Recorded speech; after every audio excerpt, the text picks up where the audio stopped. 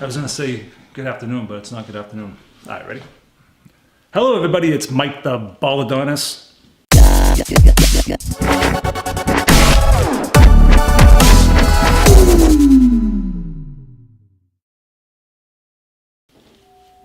And today is Thursday, which means it's Conspiracy Theories Thursday. with Gary from the gym. What's going on, buddy? Well, hello. Today's conspiracy is about smart TVs, smart devices, and how they're spying and recording and collecting digital information on people who use them. Now, this isn't about being paranoid. It's not about paranoid. I just want to document that we buy technology that CIA, FBI, NSA, in Great Britain, the Britain MI5 can use to actually collect data and learn about you or me. You know, there's repercussions with this. I'm going to get to that at the end. But what is it?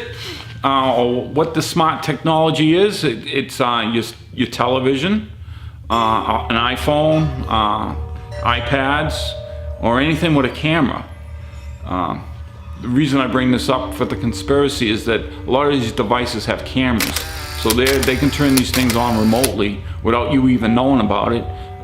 When they're on, there's no light that has the camera saying that it's on, so when you're using the device, the TV or your iPad or anything,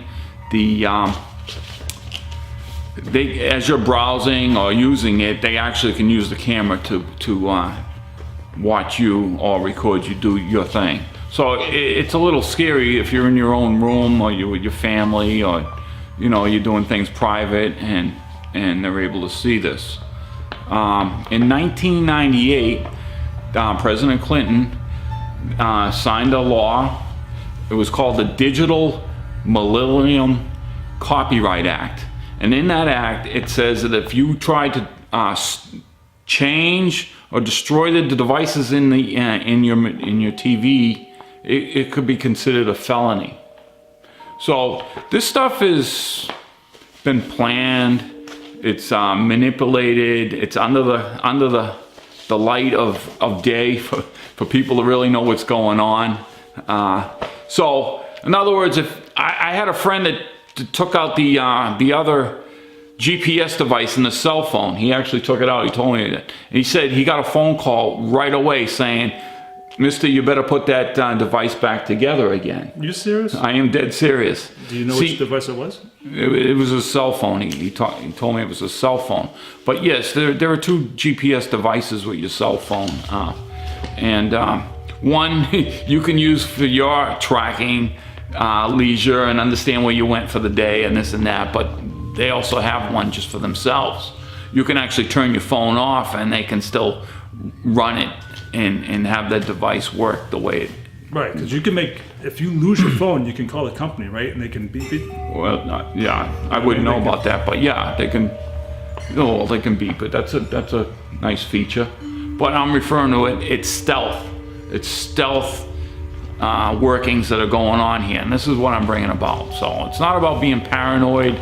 It's about living with technology, and the question is why. Well, here's a thought. I was thinking about it. Where do you see a lot of these smart TVs with the cameras and stuff? If they can turn them on remotely, where? How about hotels? You rent a room in a hotel, a motel, restaurants. There's TVs all over the place. Bars. Schools, public buildings. I know when I'm waiting to pay my tax bill, there's a television right up there for my convenience for, daydreaming or waiting in the long line. Or watch the TV while the TV's watching you. So it's sort of like a security camera / TV. Well, can it be used like that? Is that what you're saying? No, I wouldn't. No, I'm not saying that. I'm just talking about its stealthiness. You would think it's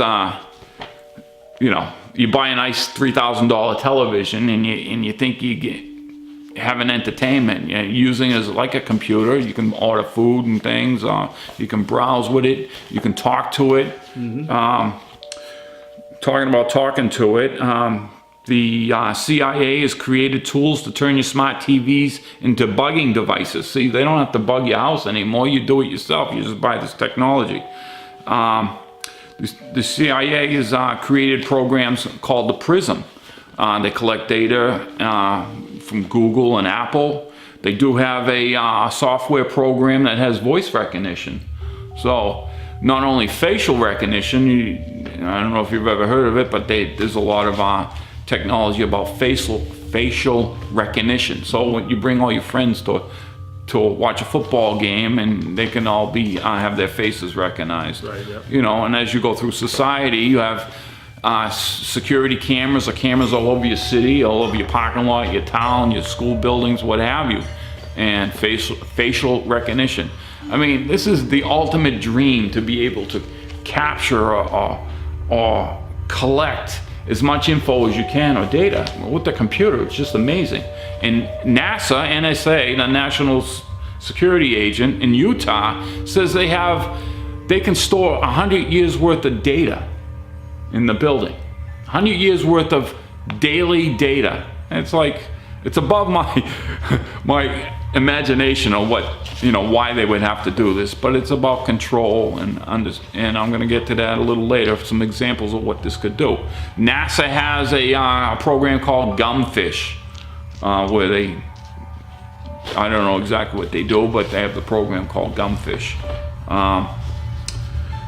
Smart TVs can be used like computers, so you can interact with them a lot. You can talk to your TV. You talk to your TV at all? Yeah, you can Skype. You can Skype. You've talked to your computer. I've seen you do that. So see, there's that I'm lonely. one-to-one, that one-to-one interaction. So, and everything that happens on the computer, your television, is digitally recorded. So they can understand what you like to watch in your programs, how often you watch it, how long you're there for. It's just amazing.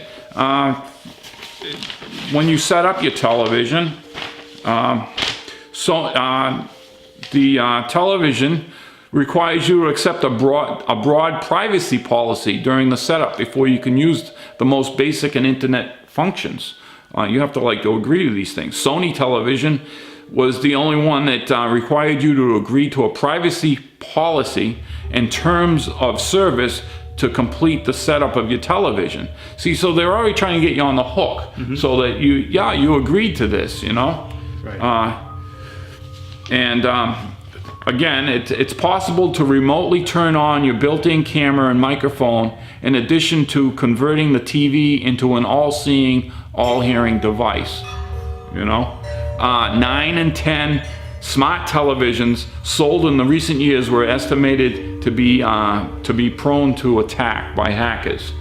So, there are backdoor ways of getting into the security systems of these televisions. Millions of smart TVs can be controlled by hackers, exploiting easy-to-find security flaws.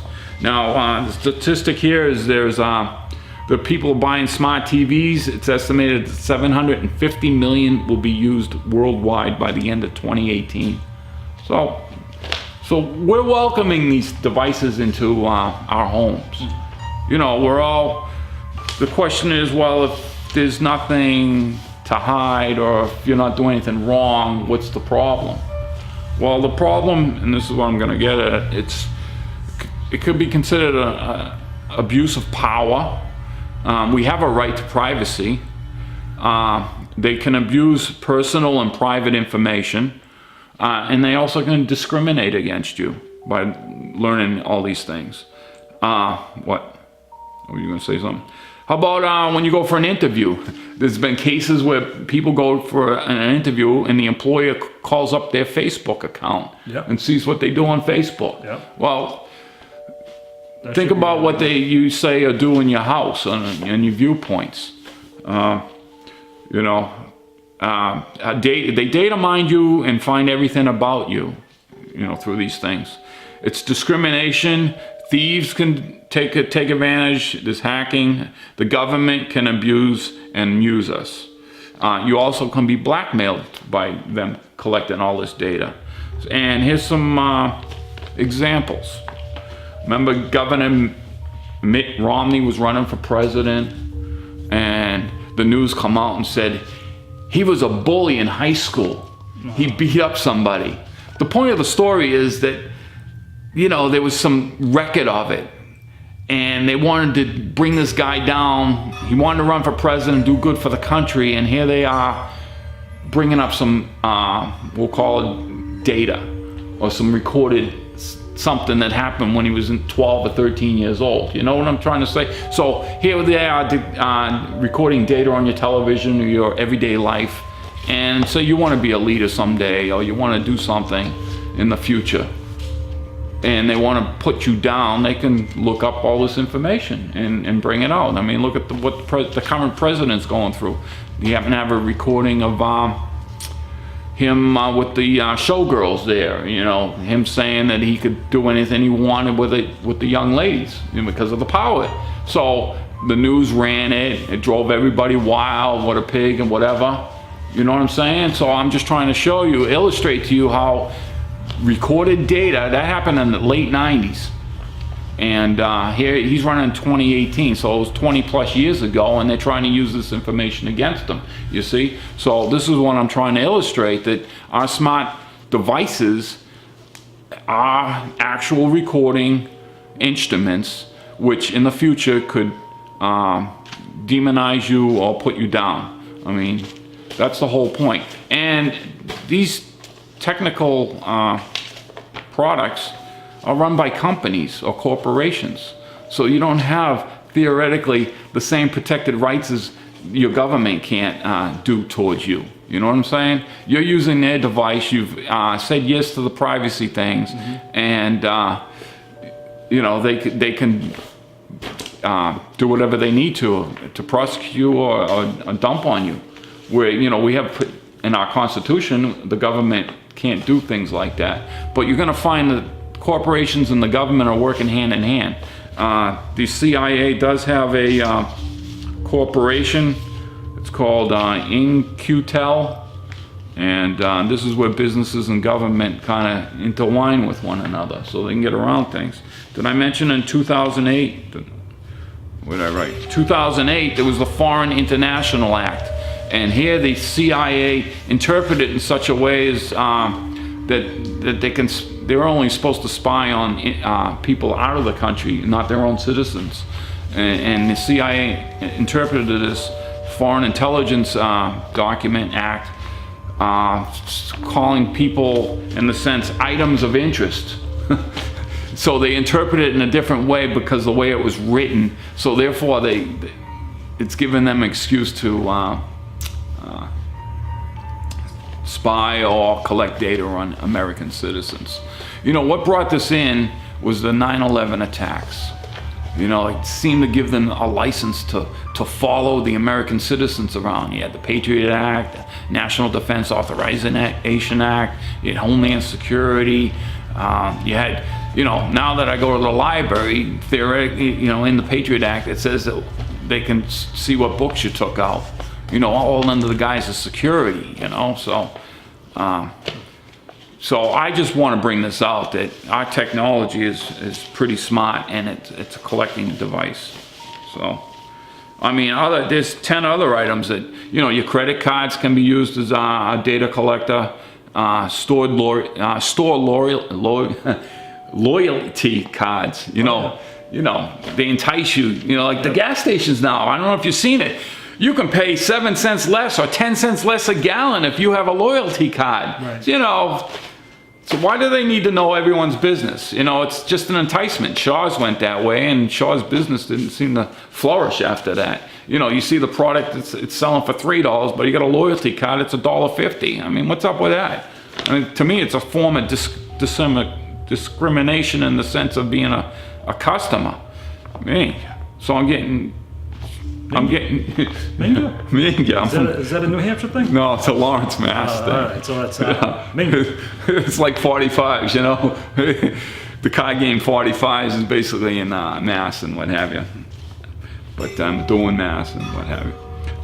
Insecure firewalls have a back door. There's smart devices. Like, I didn't get into this yet, but I'm not gonna either.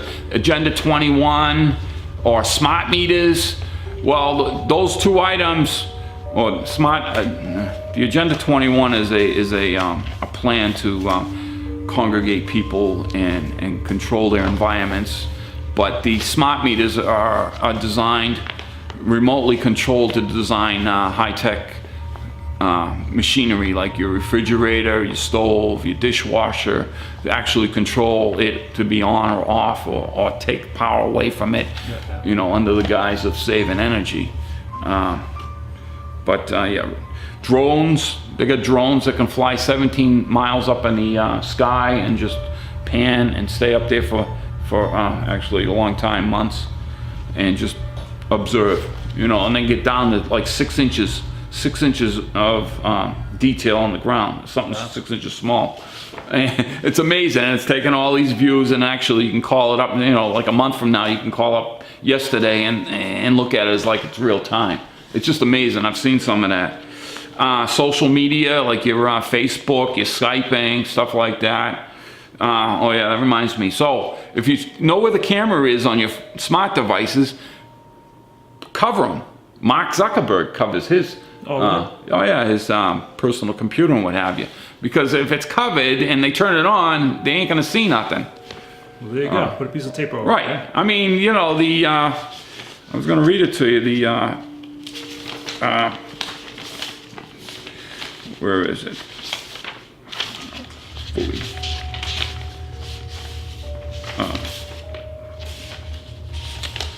I'm sorry about the waste of time here. They write in the TV agreement there that please be aware that if your spoken words include personal or other sensitive information, that information will be among the data captured and transmitted to a third party through your use of voice recognition. So it's in the your pamphlet for your television and your smart devices. So and that's really what I want to get at.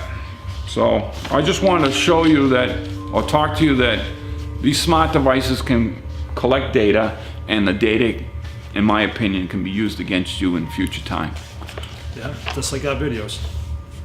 Yeah, right. So say I want to run for president, they call out, hey, you remember that guy doing some conspiracy theories, trying to let people know that there's other things out there than just going to work?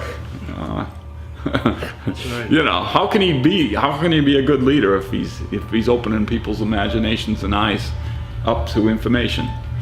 So I don't know.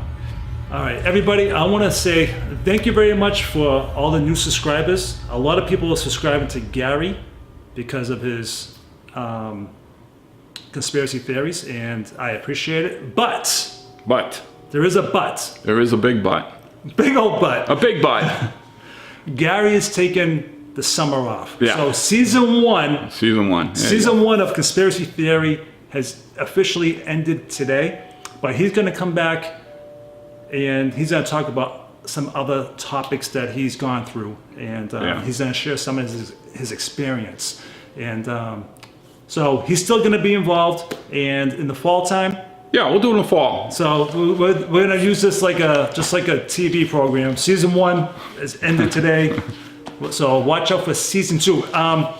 Every once in a while, he may pop in for a conspiracy theory if he feels like it. If not, I can get other people to fill in here and there. But I like to keep Gary exclusively to my videos. But it would be fun to have other people as well, you know, their own intake.